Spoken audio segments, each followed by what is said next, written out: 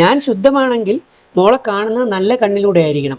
മോളെ കാണുമ്പോൾ ഞാൻ ലൈംഗികതയിലൂടെ കാണുകയും എങ്ങനെ നിന്നെ മിസ്യൂസ് ചെയ്യാമെന്നും നിങ്ങളെ എങ്ങനെ ട്രാപ്പിലാക്കാമെന്നും അതിന് തരുന്ന ഐസ്ക്രീമിലും ചോക്ലേറ്റിലും MDMAയും മറ്റ് കെമിക്കലുകളും ചേർത്ത് മയക്കി നമ്മൾ നശിപ്പിക്കുമ്പോൾ പുറമേ നമ്മൾ നല്ലവരെന്ന് കണ്ടാലും നമ്മുടെ അകം കൊണ്ടൊരു ഡിസ്ട്രക്റ്റീവ് നാശം നശിപ്പിക്കൽ നമ്മുടെ കൂടെയുള്ളവരെ തകർക്കുക എന്നുള്ളൊരു ശീലം തന്നെയല്ലേ നമുക്കുള്ളത്. ഞാൻ എൻ്റെ കൗൺസിലിംഗ് ഷോകളിലും സംസാരിക്കുമ്പോൾ ഒക്കെ പലരോടും പറയാറുള്ളത് ഒന്ന് ശ്രദ്ധിക്കൂ എന്ന്.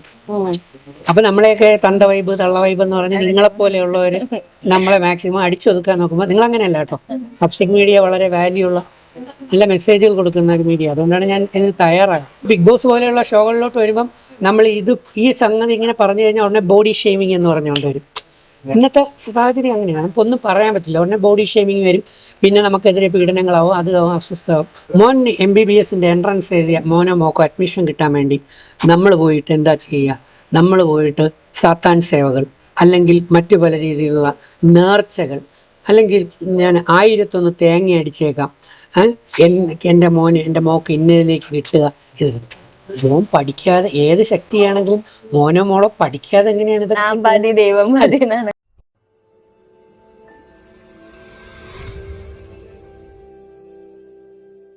Hello everyone, welcome to Mapstic Media. അപ്പൊ ഇന്ന് നമ്മുടെ ഒപ്പം ഉള്ളത് എല്ലാവർക്കും അറിയാവുന്ന നമുക്ക് പ്രിയപ്പെട്ട രജിത് സാറാണ്. കിരാത എന്ന മൂവിയുടെ വിശേഷങ്ങളായിട്ട് എന്തൊക്കെയുണ്ട് വിശേഷം? ആദ്യമേ ഞാൻ പറഞ്ഞു രജിത് സാറല്ല, രജിത്തേട്ടനാണ്. അപ്പോൾ കിരാത എന്ന് പറയുന്ന മൂവി ഇപ്പം ജനുവരി 23 റിലീസ് ആവുകയാണ്. എൻ്റെ ഒരു പുതിയ പടം കൂടെ വരുന്നു. ഒരുപാട് സന്ദേശങ്ങൾ എന്ന് വെച്ചാൽ അത് യൂത്ത് ബേസ് ചെയ്തിരിക്കുകയാണ്. അപ്പം അതിനകത്ത് എൻ്റെ റോള് തന്നെ പറയാം, ഞാൻ കോളേജ് പ്രിൻസിപ്പലായിട്ടാണ്. അപ്പോൾ കോളേജ് ബേസ്ഡ് ആണ്. നമ്മൾ പലപ്പോഴും സ്കൂളിലും കോളേജിലും ഒക്കെ കുട്ടികളെ അടിച്ചു പൊളിച്ച് സെലിബ്രേറ്റ് ചെയ്യാനൊക്കെ പോകും. കുറേ പേര് കൃത്യമായിട്ട് അവർ സമയത്തിന് തന്നെ തിരിച്ചെത്തും. പക്ഷെ വേറെ കുറെ പേര് സമയത്തിന് തിരിച്ചെത്തണമെന്നില്ല, അല്ലേ?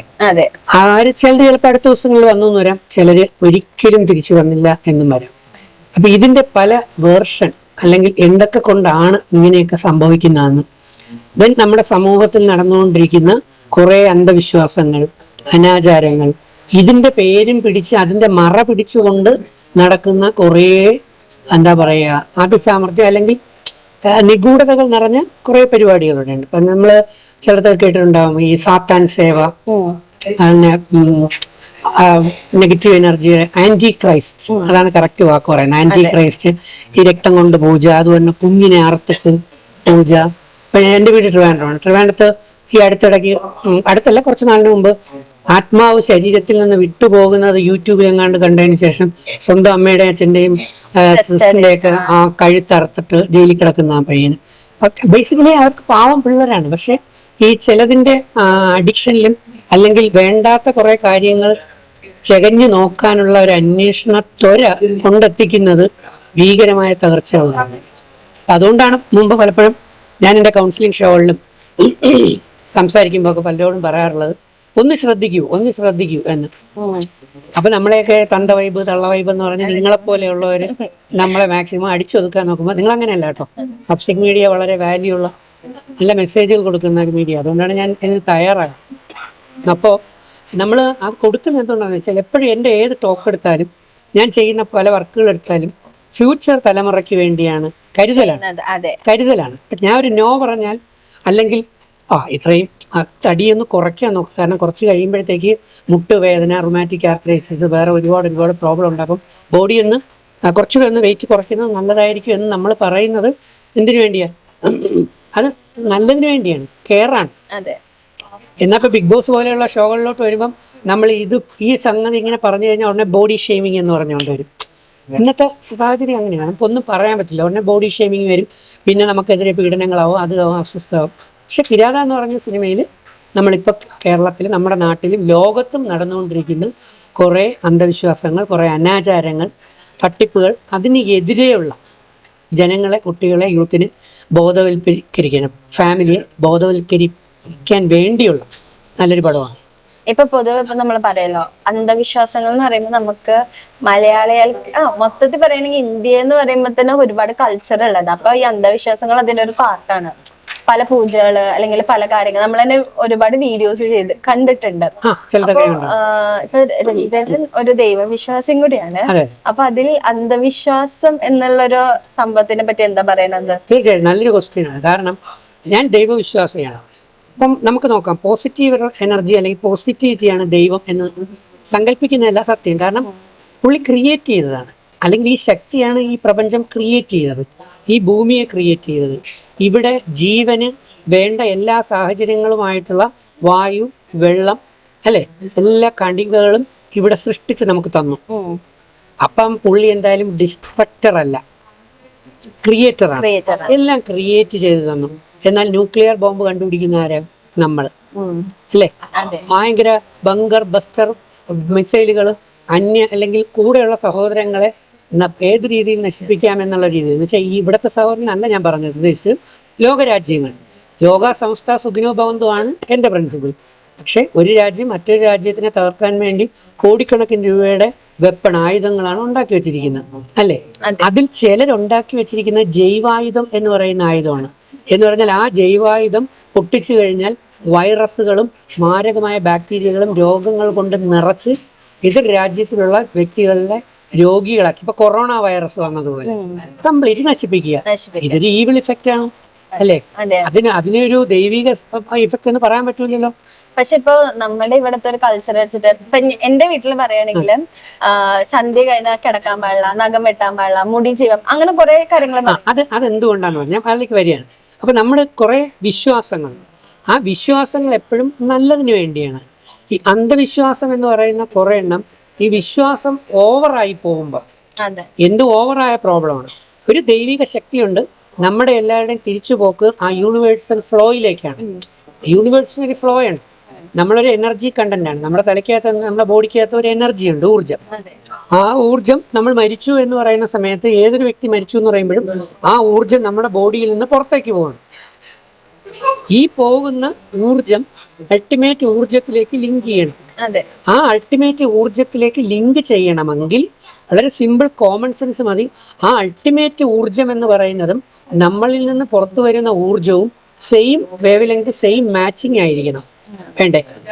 ആ അൾട്ടിമേറ്റ് ഊർജം എന്ന് പറയുന്ന യൂണിവേഴ്സൽ എനർജി എന്ന് പറയുന്നത് ക്രിയേറ്റ് ചെയ്യുകയും പോസിറ്റിവിറ്റി നിറഞ്ഞതും എല്ലാം ഗുണപരമായിട്ടുള്ള ഒരു എനർജി ആണെങ്കിൽ, നമ്മളിൽ നിന്ന് പുറത്തേക്ക് വരുന്നത് നമ്മുടെ ചിന്തകളും പ്രവൃത്തികളും കൊണ്ട് നെഗറ്റീവായി, ഡിസ്ട്രക്റ്റീവായി, മാലിന്യങ്ങൾ നിറഞ്ഞ ആ ഊർജമാണ് നമ്മുടെ. ഈ ഊർജത്തിനെയാണ് ആത്മാവ്, റൂഹ്, സോള് എന്നൊക്കെ പറയുന്നത്. അപ്പം ഈ സംഗതി പുറത്തേക്ക് വരുമ്പോൾ ഈ ഇരിക്കുന്ന ഇമ്പ്യൂരിറ്റീസ് അല്ലെങ്കിൽ നെഗറ്റിവിറ്റി നിറഞ്ഞ ഊർജത്തിന് എങ്ങനെയാണ് ഈ അൾട്ടിമേറ്റ് ഫ്ലോ ഓഫ് എനർജിയുമായിട്ട് ലിങ്ക് ചെയ്യാൻ പറ്റുക? ഇത് ഡീഇൻറ്റഗ്രിറ്റിയും. ഇതിനെയാണ് ബൈബിളിൽ യേശുദേവൻ വളരെ സിമ്പിളായി മത്തായി സുവിശേഷം 12-ാം അധ്യായത്തിൽ പറഞ്ഞിട്ടുള്ളത്, അശുദ്ധാത്മാവ് തിരിച്ചു വരും. എന്നുവെച്ചാൽ നമ്മുടെ ആ ഊർജ്ജം അശുദ്ധമാണെങ്കിൽ അത് തിരിച്ചു വന്ന് അത് പ്യൂരിഫൈ ചെയ്തേ പറ്റൂ, പ്യൂരിഫൈ ചെയ്യിച്ചേ പറ്റൂ. അപ്പൊ അത് ഹിന്ദു വേദഗ്രന്ഥങ്ങൾ, രാമായണത്തിലും ഭാഗവതത്തിലും മഹാഭാരതത്തിലും ഉപനിഷത്തുക്കളിലെല്ലാം ഇത് കറക്റ്റായിട്ട് പറയുന്നു. അത് റീബർത്ത് എടുക്കും, റീബർത്ത് എടുക്കും, റീബർത്ത് എടുക്കും. റീബർത്ത് എടുക്കുകയോ റീബർത്ത് എടുക്കാതിരിക്കുകയോ ചെയ്യട്ടെ, പക്ഷെ ആ ഊർജം പ്യൂരിഫൈഡ് ഫോം ആയിട്ട് വന്നില്ലെങ്കിൽ universal flow of energy, ultimate ഊർജം എന്ന് പറയുന്ന, മലയാളത്തിൽ പറഞ്ഞാൽ പരബ്രഹ്മം, പടച്ചോൻ, പരിശുദ്ധാത്മാവ്, പരബ്രഹ്മം, തമ്പുരാൻ അല്ലെങ്കിൽ യഹോവ, കർത്താവ് എന്ന് വെച്ചാൽ സൃഷ്ടിക്കുന്ന, നമ്മളെ കൊണ്ട് ചെയ്യിപ്പിക്കുന്നത്, അള്ളാഹു, ഏത് വാക്കി പറഞ്ഞാലും ഈ അൾട്ടിമേറ്റ് ഫ്ലോ ഓഫ് ഊർജം സിംഗിളാണ്. യൂണിവേഴ്സലിന്റെ ടോട്ടൽ ഊർജം എന്ന് പറയുന്ന അൾട്ടിമേറ്റ് ഊർജം സിംഗിളാണ്. പക്ഷെ അതിലേക്ക് പലരും എത്തുന്നത് പല വഴികളിലൂടെയാണ്. അതിൽ ഇന്ത്യയെ സംബന്ധിച്ച് ആയിരക്കണക്കിന് ജാതി മത വ്യവസ്ഥകൾ ഉള്ളതുകൊണ്ട് അവർ പലരും അവരവരുടെ മുൻഗാമികൾ കണ്ടെത്തിയ ആ വഴികളിലൂടെ സഞ്ചരിക്കാനായിട്ട് ശ്രമിക്കും. പക്ഷെ നമ്മൾ ഇന്ന് സയൻസ് പുരോഗമിച്ചതുകൊണ്ട് തന്നെ, കാര്യങ്ങൾ പുരോഗമിച്ചുകൊണ്ട് തന്നെ നമ്മൾ പഠിച്ച് മനസ്സിലാക്കി കാര്യങ്ങൾ ക്ലിയർ ആക്കുമ്പോൾ ഒരു കാര്യം ഉറപ്പായി, ആ യൂണിവേഴ്സൽ ആ ഫ്ലോ എനർജിയിലേക്ക് നമ്മൾ ഏത് വഴി പോയാലും നമ്മൾ അത് പ്യൂരിഫൈ ചെയ്യാൻ ശ്രമിക്കുക, സ്വയം പ്യൂരിഫൈ ചെയ്യാൻ ശ്രമിക്കുക, സ്വയം അതിനെ ക്ലീൻ ആക്കാൻ ശ്രമിക്കുക എന്നുള്ളത് മാത്രമേ ഉള്ളൂ തിരിച്ചു വരാതിരിക്കേണ്ട ഒരവസ്ഥ സംജാതമാകാൻ. ഇപ്പൊ അശുദ്ധാത്മാവ് തിരിച്ചു വരില്ല, ശുദ്ധമാണ്. അപ്പം ഞാൻ ശുദ്ധമാണെങ്കിൽ മോളെ കാണുന്നത് നല്ല കണ്ണിലൂടെ ആയിരിക്കണം. മോളെ കാണുമ്പോൾ ഞാൻ ലൈംഗികതയിലൂടെ കാണുകയും എങ്ങനെ നിന്നെ മിസ്യൂസ് ചെയ്യാമെന്നും നിങ്ങളെ എങ്ങനെ ട്രാപ്പിലാക്കാമെന്നും അതിന് തരുന്ന ഐസ്ക്രീമിലും ചോക്ലേറ്റിലും MDMAയും മറ്റ് കെമിക്കലുകളും ചേർത്ത് മയക്കി നമ്മൾ നശിപ്പിക്കുമ്പോൾ പുറമേ നമ്മൾ നല്ലവരെന്ന് കണ്ടാലും നമ്മുടെ അകം കൊണ്ടൊരു ഡിസ്ട്രക്റ്റീവ് നാശം നശിപ്പിക്കൽ നമ്മുടെ കൂടെയുള്ളവരെ തകർക്കുക എന്നുള്ളൊരു ശീലം തന്നെയല്ലേ നമുക്കുള്ളത്. അതെ. ആ എനർജിക്ക് ഒരിക്കലും പ്യൂറാവാൻ പറ്റില്ല എന്നല്ല, അതിന് മാനസാന്തരം വന്നെങ്കിലേ അതെന്താ പറ്റൂ, പ്യൂരിഫൈഡ് വെർഷൻ ആവും. അപ്പം ഈ പൂജകളിൽ എന്താ ചെയ്യാന്ന് വെച്ചാൽ ഇത് ശക്തമായ ഭാഗമാക്കാൻ വേണ്ടി പലരും ചിലപ്പം പാലഭിഷേകം നടത്തിയാണ് ചില അമ്പലങ്ങളിൽ പൂജ നടത്തുക, ഭസ്മാഭിഷേകം നടത്തി ചെയ്യും, പൂക്കൾ കൊണ്ട് ചെയ്യും. പക്ഷെ കുറച്ചുകൂടെ പവർഫുള്ളായിട്ട് കാണുന്നവനെ ഒരു ഭയങ്കര ഹിസ്റ്റീരിക്കായ ലെവലിലേക്ക് കൊണ്ടുപോകാൻ വേണ്ടി കുറെ പേര് പാലിന്റെ സ്ഥാനത്ത് രക്താഭിഷേകം നടത്തും. ഇല്ലേ, മനസ്സിലായോ? രക്താഭിഷേകം. അപ്പം നമ്മൾ സ്വാഭാവികമായിട്ട് ഒരാളിനെ കൊന്ന് അല്ലെങ്കിൽ കട്ട് ചെയ്ത് രക്തമെടുത്ത് രക്തത്തിന്റെ അഭിഷേകമൊക്കെ നടത്തുമ്പം നമ്മളുടെ അകം മൈൻഡ് എന്ന് പറയുന്നത് നമ്മൾ വേറെ ലെവലിലേക്കാവും. മനസ്സിലായില്ലേ? ഈ നമ്മളെ അന്ധമായ വിശ്വാസങ്ങൾ, അതാണ് അന്ധവിശ്വാസം. അന്ധമായ വിശ്വാസം. ഞാൻ പലപ്പോഴും പറയാറുണ്ട്, ഭക്തി കൂടിയ ഭ്രാന്താവുമെന്ന്. ഭക്തി വേണം, പക്ഷെ ഭക്തി കൂടിയാൽ ഭ്രാന്താവും പറയുന്നത്. അപ്പൊ ഈ അന്ധമായ വിശ്വാസത്തിൽ നമ്മൾ രക്തം കൊണ്ട് അല്ലെങ്കിൽ നമ്മൾ കുഞ്ഞുങ്ങളെ അറുത്ത് അല്ലെങ്കിൽ നമ്മളെ വ്യക്തികളെ കൊന്ന് പൂജ നടത്തി അതിൻ്റെതായിട്ടുള്ള ബഹളവും അതിൻ്റെ ഈ ചില പടങ്ങളൊക്കെ കണ്ടിട്ടില്ലേ, അതിൻ്റെ ഈ അറേഞ്ച്മെൻറ്റ്സും ഇതെല്ലാം കാണുമ്പം സ്വാഭാവികമായി മനസ്സിന് നല്ല കൺട്രോൾ ഇല്ലാത്ത അല്ലെങ്കിൽ ഒരു ടെൻഡർ മൈൻഡുള്ള വ്യക്തികൾ ഇതൊക്കെ കണ്ട് സ്വാഭാവികമായിട്ടൊരു ഭയ അവസ്ഥയിലേക്ക് എത്തും. ഇവർ പിന്നെ ഇതാണ് ശരി എന്നുള്ള തലത്തിലേക്ക് എത്തും.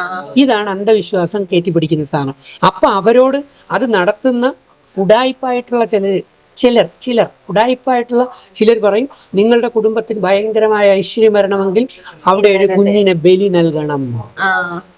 ഇത് പണ്ടും ഉണ്ടായിരുന്നു. പക്ഷെ പണ്ട് പ്രവാചകന്മാരുടെ കാലത്ത് ഈ ബലി നൽകൽ എന്ന് പറയുന്നത് ആടിനെയും പശുവിനെയും, അല്ലെങ്കിൽ പശുവിനെ ഞാൻ പറയുന്നില്ല, ഇനിയിപ്പോൾ അതൊരു കോൺട്രവേഴ്സിയാവും, ആടിനെയും അല്ലെങ്കിൽ മറ്റേതെങ്കിലും മൃഗങ്ങളെയാണ് ബലി നൽകിയിരുന്നത്, അല്ലേ?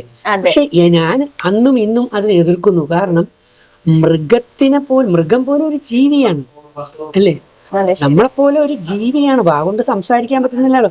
അപ്പോൾ ഒരു ആടിനെ അറുത്ത് ബലി നൽകുക എന്ന് പറയുമ്പോൾ ആ ആടിൻ്റെ രക്തം അവിടെ വീഴുകയാണ്.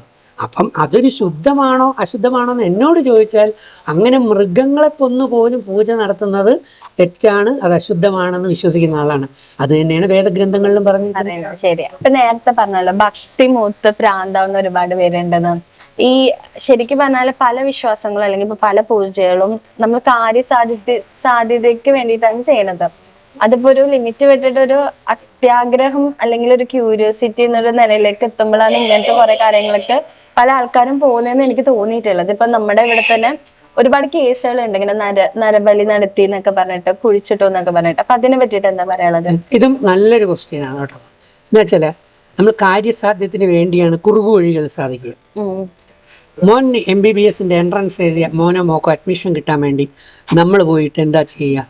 നമ്മൾ പോയിട്ട് സാത്താൻ സേവകൾ അല്ലെങ്കിൽ മറ്റു പല രീതിയിലുള്ള നേർച്ചകൾ, അല്ലെങ്കിൽ ഞാൻ 1001 തേങ്ങ അടിച്ചേക്കാം, എൻ്റെ മോക്ക് ഇന്നതിലേക്ക് കിട്ടുക.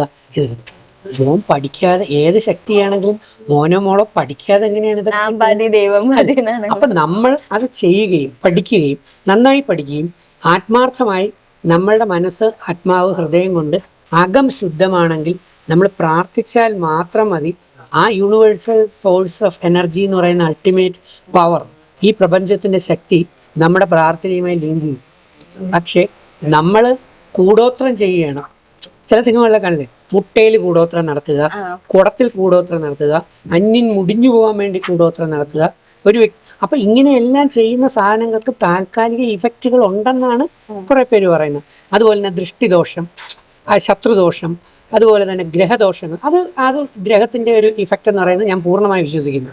അത് നമ്മുടെ കയ്യിലല്ല ഇരിക്കുന്നത്. നമ്മൾ ജനിക്കുന്ന സമയം കേട്ടിട്ടുണ്ടല്ലോ, അത് റിസർച്ച് സംഭവമാണ്, കണ്ടിട്ടേയല്ല.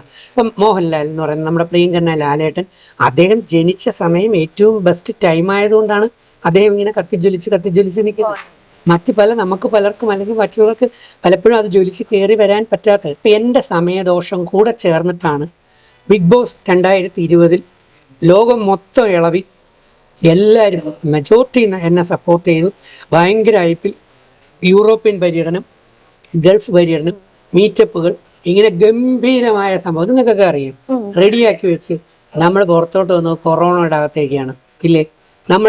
എന്നെ സംബന്ധിച്ച് എനിക്ക് ദൈവം തന്ന, ഞാൻ ഉണ്ടാക്കിയ ഹൈപ്പല്ല, ദൈവം തന്ന ലോക മലയാളി, നല്ല മനസ്സുള്ള മലയാളി സഹോദരങ്ങൾ എന്നെ ഹൈപ്പിൽ തന്നു എങ്കിൽ പോലും എൻ്റെ സമയദോഷം കൊണ്ട് കൂടിയാണ് എന്താ സംഭവം, ആ കൊറോണ കാലത്ത് എനിക്കിതൊന്നും മെയിൻറ്റെയിൻ ചെയ്യാനോ നിലനിർത്താനോ പറ്റാതെ പോയത്. ഞങ്ങളുടെ വിശ്വാസപ്രകാരം അപ്പം നോക്കിയപ്പോഴത്തേക്ക് എനിക്ക് കണ്ടകശനിയാന്ന ഏഴരണ്ട ശനിയൊക്കെ എൻ്റെ ശനിദോഷം എന്ന് പറയും. ആ ദോഷങ്ങൾ കൊണ്ടാണ് ഈ ഉണ്ടാക്കിയ സാധനമെല്ലാം ഡൗൺ ആയി പോയത്, നിലനിർത്താൻ പറ്റിയില്ല. മനസ്സിലായില്ലേ? എന്നാൽ അതിനുശേഷം വന്നവരുടെയൊക്കെ നോക്കൂ, അവർ പുറത്തിറങ്ങി ലക്ഷങ്ങളും കോടികളും ഉണ്ടാക്കി അവരുടെ പേരുകൾ കുറേയൊക്കെ നിലനിർത്തുന്നു. അതെല്ലാം സംഭവം. ഞാനത് ഉണ്ടാക്കാത്തതുകൊണ്ടെന്നല്ല പറഞ്ഞത്, പക്ഷെ അങ്ങനെ വെച്ചു. പക്ഷെ നമ്മൾ ഒന്നുകൂടെ ഒന്ന് നോക്കിക്കഴിഞ്ഞാൽ ഈ ഗ്രഹങ്ങളുടെ ദോഷം കൊണ്ട് എനിക്കപ്പം അല്ലെങ്കിൽ ലോകം മൊത്തം അങ്ങോട്ട് മുമ്പോട്ട് പോകാൻ പറ്റാതെ ആയിപ്പോയി എങ്കിൽ പോലും എന്നെ സംബന്ധിച്ച് ഞാൻ ഹാപ്പിയാണ്. എന്താ മറുസൈഡുണ്ട്. അന്ന് ഈ പോപ്പുലാരിറ്റി കണ്ട് എൻ്റെ വളർച്ച, അല്ലെങ്കിൽ ഞാൻ പുറത്തിറങ്ങിയപ്പം എന്നെ ഈ ലക്ഷക്കണക്കിന് ആൾക്കാർ സ്നേഹിക്കുന്നത് കണ്ട് അതിനകത്തേക്ക് ചെന്ന് വീണ് ചിലപ്പോൾ ഞാൻ ചെയ്യുന്നതോ പ്രവർത്തിക്കുന്നതോ ഏറ്റെടുക്കുന്നതോ സൈൻ ചെയ്യുന്ന എഗ്രിമെൻറ്റുകൾ പോലും ഉഡായിപ്പും തെറ്റുമാണെങ്കിൽ ഞാൻ പെട്ടുപോകുമായിരുന്നു അല്ലേ. അപ്പം യഥാർത്ഥത്തിൽ യൂണിവേഴ്സൽ ഫ്ലോ ഓഫ് എനർജി എന്ന് പറയുന്ന ആ ഊർജ്ജം, ദൈവിക ശക്തി, ആ കൊറോണ അന്ന് എനിക്ക് തന്ന് എൻ്റെ ആ ഹൈപ്പിന് ഒന്ന് സൈലൻ്റ് ആക്കി വെച്ചത് നല്ലത് തന്നെയാണെന്ന് പറയാം. അതുകൊണ്ടാണ് എനിക്ക് ഇന്നും നിങ്ങളുടെ ഹൃദയത്തിലും ലോകജനങ്ങളുടെ ഹൃദയത്തിലും നിലനിൽക്കാൻ പറ്റുന്നതും. ഈ പറഞ്ഞ് 10-30 പടങ്ങൾ ഇപ്പം ചെയ്തു കഴിഞ്ഞു. അതിലെൻ്റെ ഇറങ്ങാൻ പോകുന്ന പടമാണ് കിരാത എന്ന് പറഞ്ഞ് റിലീസാകാൻ പോകുന്നത്. ചെയ്തുകൊണ്ടിരിക്കുന്ന കുറച്ചെണ്ണം ഇനി തരാമെന്ന് പറഞ്ഞിരിക്കുന്ന കുറേ പേരുണ്ട്. കാരണം ഞാൻ ആർക്കും ദോഷം ചെയ്യില്ല.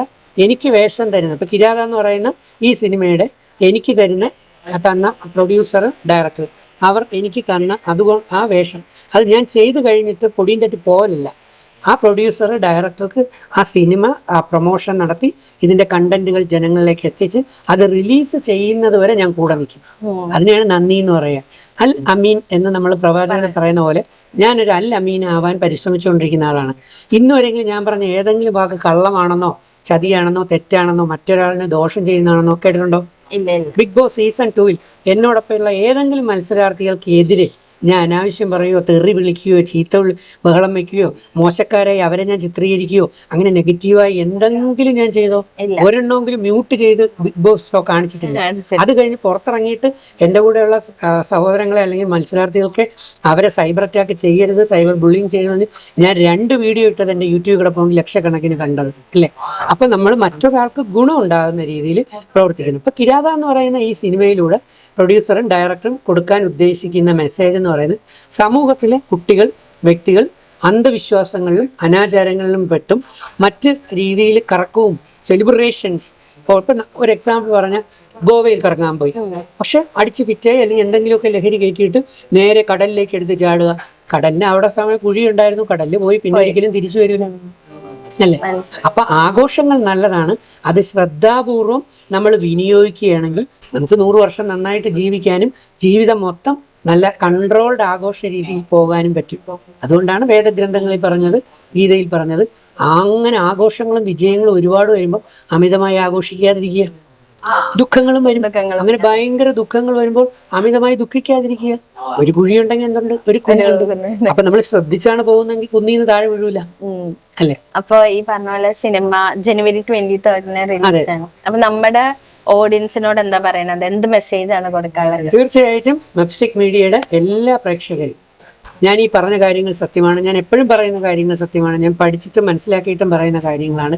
എന്നെ വിശ്വാസമുള്ള, എന്നെ ഇഷ്ടപ്പെടുന്ന എൻ്റെ സഹോദരങ്ങൾക്ക് ഞാൻ എപ്പോൾ എവിടെ പ്രസംഗിച്ചാലും എവിടെ സന്ദേശം കൊടുത്താലും മെപ്സ്റ്റിക് മീഡിയയിലൂടെയും ഞാൻ പറയുന്നു, നിങ്ങൾ കിരാത എന്ന് പറയുന്ന സിനിമ വരുന്നുണ്ട്. വലിയ ബാഹുബലി സിനിമയൊന്നും അല്ല, കുറച്ച് കുറവുകളും കാര്യങ്ങളൊക്കെ ആണ്. പക്ഷെ ഒരുപാട് ന്യൂക്കമേഴ്സിൽ ഡയറക്ടർ ന്യൂക്കമറാണ്, പുതുമുഖമാണ്, പ്രൊഡ്യൂസർ ന്യൂക്കമറാണ്. അവരൊക്കെ വീണ്ടും സിനിമ എടുക്കാനായിട്ട് വരണം. അതുപോലെ ആർട്ടിസ്റ്റുകൾ ഒരുപാട് പേര് യൂത്തിൻ്റെതാണ്, ന്യൂക്കമേഴ്സാണ്. അങ്ങനെ പുതുതലമുറയെ ചേർത്ത് വെച്ചുകൊണ്ട് എടുത്തിരിക്കുന്ന ഈ സിനിമ തീർച്ചയായിട്ടും നിങ്ങൾ കാണുക, പ്രോത്സാഹിപ്പിക്കുക, അതിനുള്ള മെസ്സേജുകൾ എടുക്കാനായിട്ട് ശ്രമിക്കുക. അത് നിങ്ങൾക്ക് ഗുണം തന്നെ ചെയ്യും. അപ്പൊ ഈ പറഞ്ഞ പോലെ തന്നെ സിനിമ ഹിറ്റ് ആവട്ടെ എന്ന് ആശംസിക്കുന്നു. രജിത്തേട്ടനും ഇനി വെറൈറ്റി റോൾസിൽ നിന്ന് നമ്മുടെ മുന്നിൽ എത്തട്ടെ എന്ന് താങ്ക് യു എന്നാലേ കൂടുതൽ കാര്യങ്ങൾ പറയാൻ പറ്റും. അതെ. കാരണം ഒരുപാട് അറിഞ്ഞ കാര്യങ്ങൾ ഇരിപ്പുണ്ട്, അത് നിങ്ങളോട് ഷെയർ ചെയ്യാം. ഇപ്പൊ ഞാൻ ഇന്ന് വരെ ഒരു ഇന്റർവ്യൂവിലും കൊടുക്കാത്ത ചോദ്യങ്ങളും ഉത്തരങ്ങളുമാണ് നമുക്ക് കിട്ടിയത്. അപ്പൊ ഇതേപോലെ ഇനിയും ഇന്റർവ്യൂസ് എടുത്തിട്ട് തീർച്ചയായും ഞാൻ പലപ്പോഴും പറയും, എന്നെ മാക്സിമം ഉപയോഗിക്കാൻ ശ്രമിക്കും. ഇപ്പൊ ഞാൻ അമേരിക്കയിലോ യൂറോപ്പിലോ മറ്റു രാജ്യം ജപ്പാനിലൊക്കെ ആണെങ്കിൽ അവർ നമ്മളുടെ കഴിവ് അറിവൊക്കെ യൂസ് ചെയ്ത് ജനങ്ങൾക്ക് കൊണ്ടു കൊടുക്കും. ഇവിടെ അതല്ല. ഇവിടെ നമ്മൾ സത്യവും നല്ലതും പറയുകയാണെങ്കിൽ അപ്പൊ നമ്മളെ കീറി മുറിക്കാനും തകർക്കാനുമായിട്ട് വരും. എന്തായാലും മപ്സ്റ്റിക് മീഡിയ ഒരു നല്ല വാല്യൂ ഉള്ള, നല്ല ക്വാളിറ്റിയുള്ള, ജെന്യുവൻ ആയിട്ടുള്ളൊരു മീഡിയയാണ്. അതുവഴി നല്ലതേ പ്രചരിക്കൂ എന്ന് എനിക്ക് വിശ്വാസമുള്ളതുകൊണ്ടാണ് മപ്സ്റ്റിക് മീഡിയ ഞാൻ ചേർത്ത് പിടിച്ചിരിക്കുന്നത്. Thank you so much. Thank you. All the best. Happy new year. Happy new year.